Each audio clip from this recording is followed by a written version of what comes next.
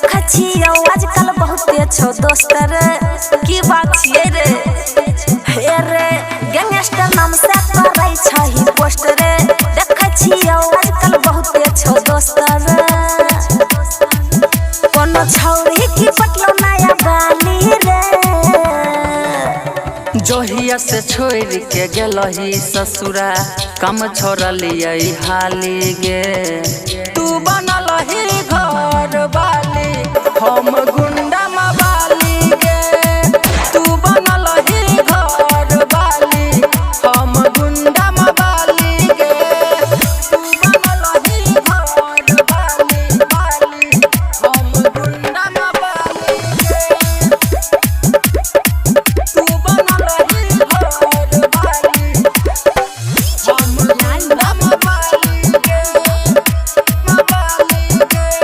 हे रे लफा लफा करके संग में नहीं घूम रे करके भी यहाँ जिए खुशी से सुन रे करके भी यहाँ जिए खुशी से सुन रे खुशी से सुन रे तू तो अपन जान घर बसैलही हमरा तू गुंडा मवाली बनैलही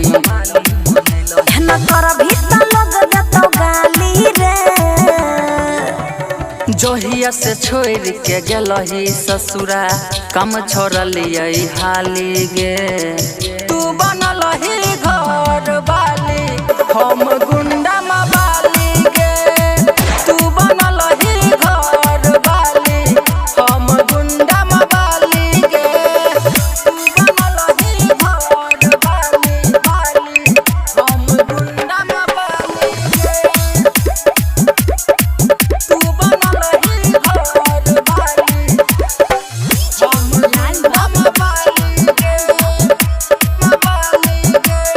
हाँ रे ई सब काम छोड़े कर ले बिजनेस रे मन तो बात हमर भी यार बिकेस रे मन तो बात हमर भी यार बिकेस रे भी यार बिकेस रे कतनो तू कहबी है गई हम नहीं सुधरबो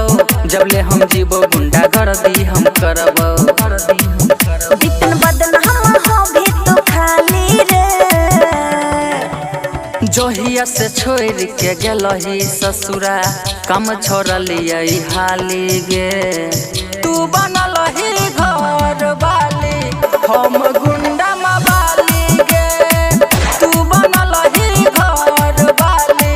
हम गुंडा मवाली गे। Aishwarya digital recording studio Samastipur.